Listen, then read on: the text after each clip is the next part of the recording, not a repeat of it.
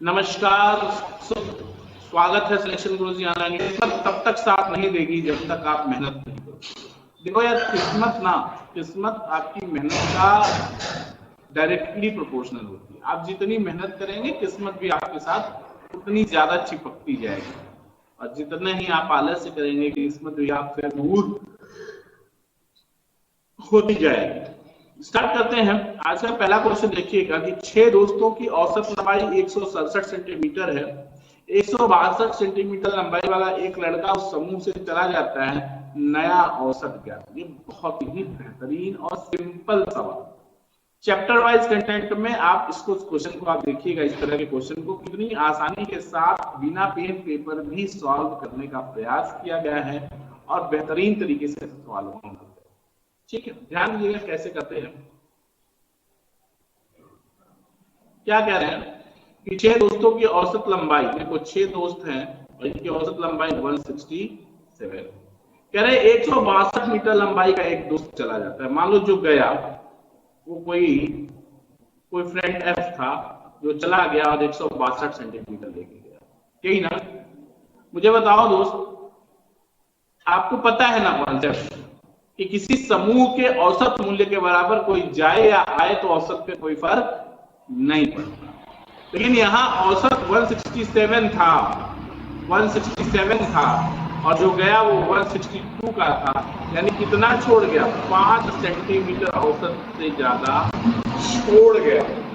5 centimetre छोड़ गया, और 5 सेंटीमीटर जब 6 में से एक चला गया तो बचा कितना? 5। यानी योग में ये 5 सेंटीमीटर बढ़ेगा 5 लोगों के लिए।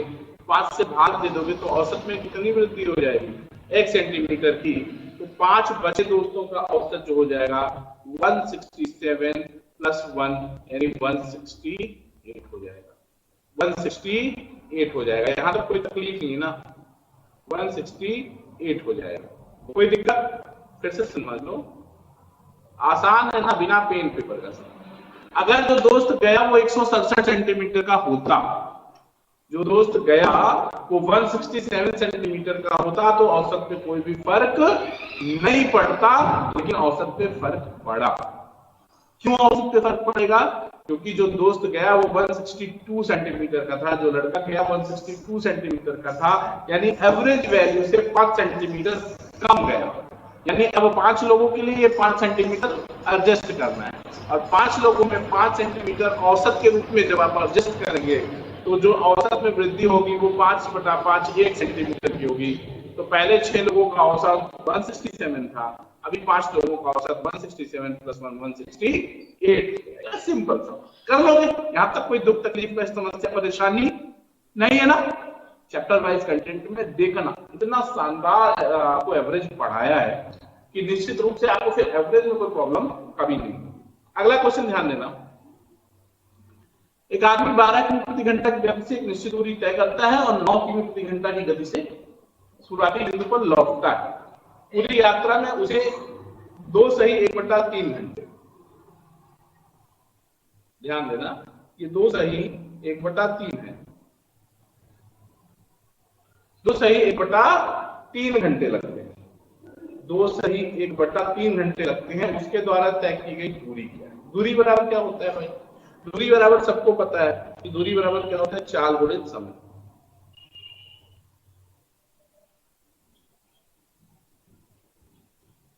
समय अपने को पता है, चाल दिया है। क्या दे रहा है कि एक आदमी 12 किमी प्रति घंटा की गति से एक निश्चित दूरी तय करता है और 9 किमी प्रति घंटा की गति से शुरुआती बिंदु पर लौटता है। तो यहां औसत चाल निकाल लो। 12 और 9 एलसीएम 36। 12 तिहाई 36, 9 चौके 36, यानी कुल 7 हो गया। यानी औसत चाल 36/7 गुणित 2 यानी 72/2, 72/7। तो चाल मिलेगी आपको 72/7 और गुणित समय मिलेगा तो 7/1। 7 से 7 काट दीजिए और 24 72, कितना किलोमीटर आ गया? 24 किलोमीटर। कोई दिक्कत है? यहां तक कोई दिक्कत है? कर लोगे? ठीक। अगला क्वेश्चन, भाई जितनी दूरी गया उतनी दूरी लौट के आया। एक दूरी 12 किलोमीटर, एक तरफ 12 किलोमीटर प्रति घंटा गया, दूसरी तरफ 9 किलोमीटर प्रति घंटा गया, तो औसत चाल हो गई 72/7। 72/7 गुणित में 7/3 सॉल्व करिए तो 24 किलोमीटर की दूरी आ गई। यहां तक कोई तकलीफ नहीं। अगला क्वेश्चन ध्यान देना, x/4 y/9 और 7 z/9। x/4 y/5, sorry y/5 है और z/9। ध्यान से समझिएगा ये क्या है मामला। देखो यह थिकनेस ये होगी,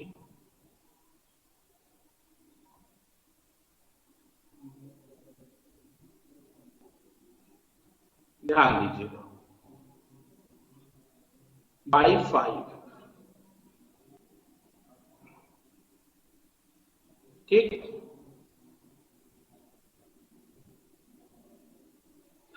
तो एक्स वाई जेड क्या होगा? अब देखो भाई, x/4 is equal to y/5 is equal to z/9, ठीक। अब ये x हो गया, ये y हो गया और ये z। तो x/4 is equal to y/z का मतलब है x/y, यहां से देखो इतने का मतलब है x/y इज इक्वल टू 4/5। तो ये 4 हो गया, ये 5। इसको देखो y/z को, तो इसको देखोगे तो y/z इज इक्वल टू हो जाएगा 5/9। तो ये 5 और ये 9, x/y/z कितना हो जाएगा? 4 संबंधे 5 संबंधे 9, ठीक। 4 5 9, समझ गए? निकाल लोगे ना, कोई दिक्कत नहीं ना। अगला क्वेश्चन ध्यान देना, 9 पूर्णांकों का औसत 11 आता है, किंतु गणना करने के बाद यह देखा गया कि भूलवश गणना करते समय मूलांक 23 को 32 लिख लिया गया, यानी 9 ज्यादा लिख लिया गया। उचित संशोधन के बाद नया औसत क्या होगा? सीधा सीधा बात है, औसत 10 होगा। औसत 10 होगा। क्यों? देखो, कह रहे हैं कि 9 पूर्णांकों का औसत 11 है, लेकिन लिखना चाहिए था 23, लिख लिया 32, यानी कितना ज्यादा लिख लिया? 9 ज्यादा। यानी योग में 9 ज्यादा लिख लिया, तो औसत में कितना ज्यादा ले लिया? 9/9, यानी 1 ज्यादा ले लिया। तो वास्तविक औसत कितना हो जाएगा? औसत कितना हो जाएगा? 9, 11 में से 1 जाएगा 10। फिर से समझ लो, 9 संख्याओं का औसत 11 कब है? जब 23 की जगह पे 32 लिख लिया, यानी योग में 9 ज्यादा हो गया। तो ये औसत बराबर होता क्या है? औसत बराबर होता है योग बटा संख्या, योग बटे संख्या ना।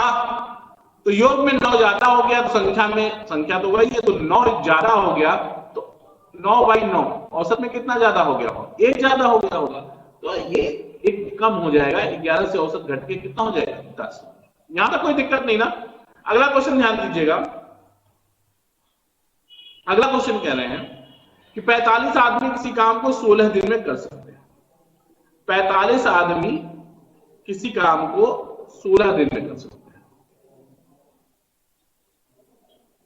कह रहे हैं 45 आदमी किसी काम को 16 दिन में कर सकते हैं, बराबर 45 लोगों ने 4 दिन काम किया, 4 दिन बाद उनके साथ 36 आदमी और आ गए, यानी 45 36 कितना हो गया? 6 5 11, 1 4 7 8 81 लोग हो गए। यानी कितने लोग हो गए? 81 लोग हो गए। और ये कितने दिन में काम खत्म होगा? ये डी। तो यहाँ पे कितना हो गया? 45 गुणित 12/81 बराबर D2।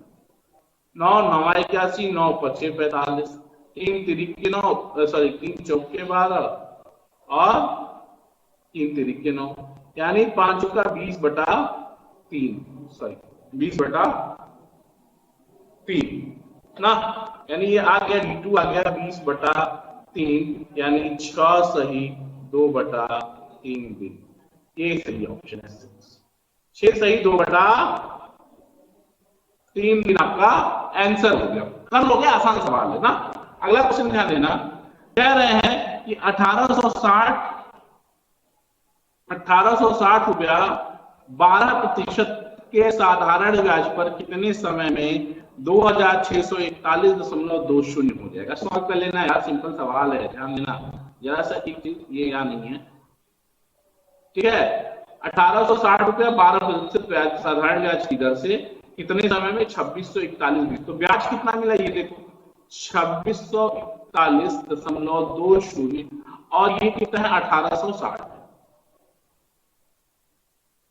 0 14 में से 6 जाएगा 8 और ये बचा 15, 15 में से 8 जाएगा 781। एसआई बराबर पता है ना आपको, simple interest SI equal to PRT/100।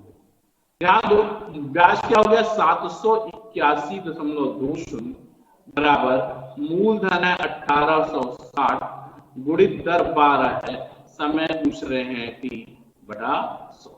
ध्यान देना भाई T/100 हो जाएगा। जब आप इसको सॉल्व कर लेते हैं फाइनली तो T बराबर आ जाता है 7/2 या 3 सही 1/2 वर्ष। ठीक, सॉल्व कर लीजिएगा कैलकुलेशन, ठीक है ना। आगे बढ़ते हैं और अगला सवाल ध्यान दीजिएगा कि यदि ए बी और सी के वार्षिक आय 1 संबंधी 3 संबंधी 7 के अनुपात में है, ए और सी की कुल वार्षिक आय 8 लाख रुपए है, तो बी का मासिक वेतन क्या। ध्यान देना जरा सा, बहुत सिंपल सा सवाल है, बहुत कैलकुलेशन नहीं है, बहुत आराम से करने की जरूरत है आपको। कह रहे हैं कि ए बी सी है, बी सी क्या रेशियो है 1 है, 1:3:7 है, और कह रहे हैं कि ए और सी की कुल वार्षिक आय 8 लाख है, यानी ए और सी 1 और 7 मिला दोगे तो 8 और 8 बराबर 8 लाख, तो 1 बराबर 1 लाख। ठीक, कह रहे हैं बी का मासिक वेतन, तो बी का 3 बराबर 3 लाख, 3 लाख, लेकिन ये वार्षिक है तो मासिक के लिए बटा 12 कर दोगे तो यह जाएगा आपका 25,000। कितना आ जाएगा मासिक, कितना आ जाएगा 25,000।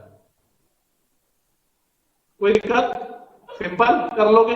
अगला क्वेश्चन ध्यान देना, कह रहा है कि यदि आज की लंबाई 10% बढ़ा दी जाए और चौड़ाई 10% कम कर दी जाए तो क्षेत्रफल पे क्या असर पड़ेगा। कई बार सवाल हुआ है ये, सीधा कितना x²/100 याद है ना, तो क्या हो जाएगा 10/10/100, और ऐसे केसेस में हमेशा कमी होती है तो 1% की कमी हो जाएगी।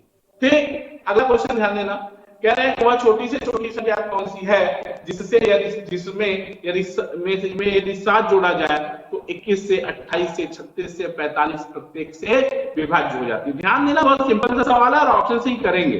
पहला ऑप्शन देखो दे रहा है 413, दूसरा ऑप्शन दे रहे हैं 1267, तीसरा ऑप्शन दे रहे हैं 823 और चौथा ऑप्शन है 1200।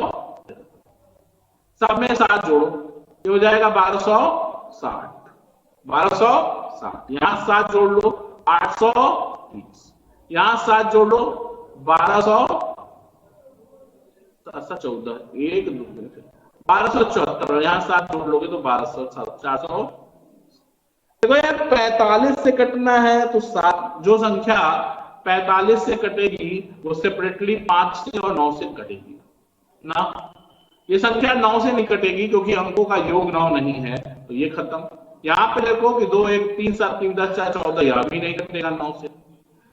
ये देखो 8 3 11, ये भी नहीं कटा 9 से। 6 3 9 6 2 8 1 9, ये 9 से कटेगा, ये 9 से भी कटेगा, 5 से भी कटेगा। ठीक, 3 से भी कट जाएगा, जो 9 से कटा 3 से। 7 से देखो 7 1 7 5 7 8 56, 7 से भी कट रहा है। ठीक है, तो आंसर कितना हो जाएगा 1253।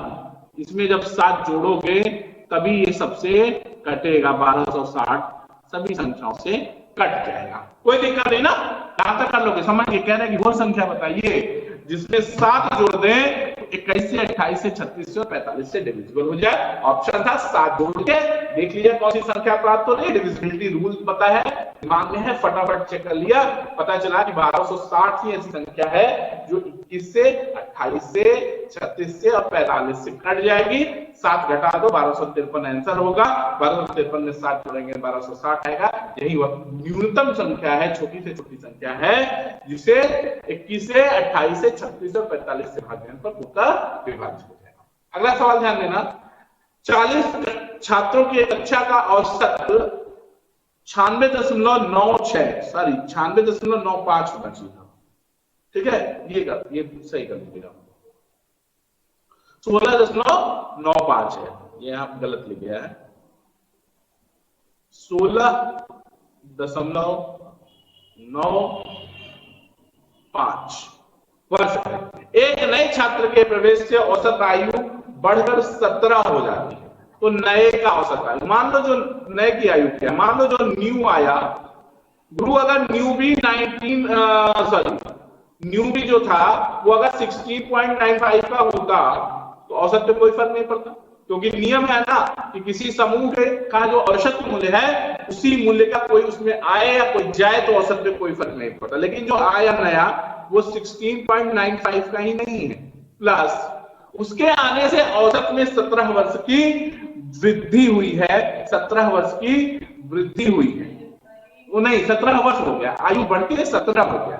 तो ध्यान देना, जब एक नया लड़का आया तो लोग कितने हो गए 40, और औसत में पहले औसत कितना था, बढ़ के 17 हुआ, तो 16.95 और 17 का डिफरेंस 0.05, यानी 41 लोगों में 0.05 एज बढ़ गया। फिर से समझ लो, औसत का चैप्टर जब तक चैप्टर वाइज कंटेंट आप नहीं पढ़ोगे ना, इस लेवल को अचीव ही नहीं कर पाओगे, क्योंकि आपकी प्रैक्टिस ऐसे मेथड से क्वेश्चन करने की है जिसमें 2 से 2.5 से 3 से 4 मिनट लगना है, और हम आपको 30 सेकंड में क्वेश्चन सॉल्व करना सिखा रहे हैं।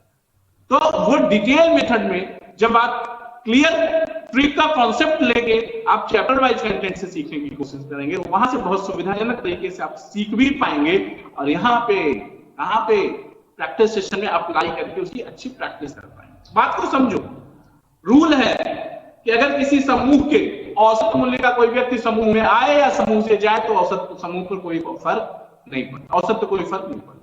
एक नया लड़का आया, औसत 17 हो गया, पहले 16.95 था, अब 17 हो गया, यानी औसत 0.05 बढ़ गया, 0.05 बढ़ गया, और अब बढ़ के 40 से लोग कितने हो गए 41, तो जैसा देखो 16.95 प्लस इसमें गुणा करेंगे तो 5 का 5, 5 का 20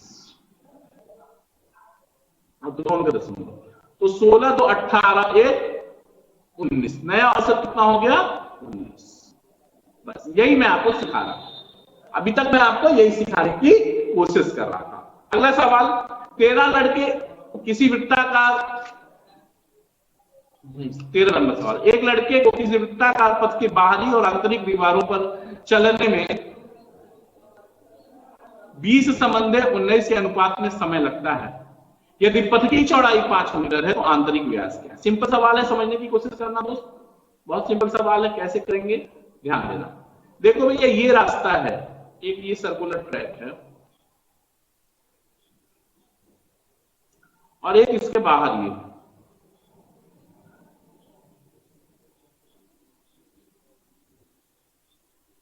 ठीक है ना। कह रहे हैं कि इस रास्ते पर इसका पथ है, इसकी चौड़ाई 5 मीटर, 5 मीटर, ठीक है ना। अब देखो, एक लड़के को किसी वृत्ताकार पथ के बाहरी और आंतरिक दीवारों के साथ चलने में 20 संबंधे 19 के अनुपात में समय लगता है। जब बाहरी दीवारों पर चलेगा ना तो उसके सरकमफरेंस पे चलेगा, उसकी परिधि पर चलेगा, और समय का दूरी से अनुपात बराबर समानुपात होता है। इसलिए अगर आपको समय का अनुपात पता है ना, देखो समय का क्या अनुपात दे रहे हैं, समय का अनुपात है 20 संबंधे 19, तो दूरी का क्या अनुपात होगा, दूरी का भी अनुपात होगा 20 संबंधे 19, यानी परिधि का क्या अनुपात होगा, सरकमफरेंस का, परिधि का भी अनुपात 20 संबंधे 19 होगा। अब एक बात समझो, अगर आंतरिक त्रिज्या r हो तो बाह्य त्रिज्या r+5 होगी, तो बाहरी दीवार पर की परिधि कितनी होगी 2πr+5, एक परिधि, और दूसरी परिधि क्या होगी 2πr, और ये बराबर है 20/19। 2π से खत्म हो गया, r बराबर निकला है 95, सॉल्व कर लेना r 95, और जब r 95 है दोस्त, r बराबर 95 है तो डायमीटर कितना हो जाएगा 2 × 95, यानी 100 18 190 कर लोगे? नहीं समझे? देखो भाई सर्कुलर ट्रैक है ना, कोई रास्ता है या कोई वृत्ताकार पथ है, उसमें दो बाउंड्री बनी है, दोनों बाउंड्री के बीच का गैप 5 मीटर है, तो अंदर अंदर चलेगा, कोई अंदर वाली दीवार पे चलेगा तो कम दूरी चलनी पड़ेगी क्योंकि त्रिज्या कम है, बाहरी दीवार पे चलेगा तो त्रिज्या अंदरूनी दीवार से 5 ज्यादा है तो ज्यादा दूरी चलना पड़ेगा।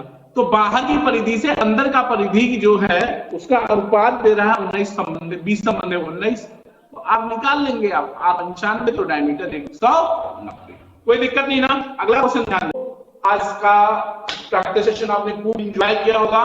कल फिर मुलाकात होगी और शानदार सवालों के साथ। तब तक देखते रहिए सिलेक्शन गुरुजी ऑनलाइन। जय हिंद, जय भारत।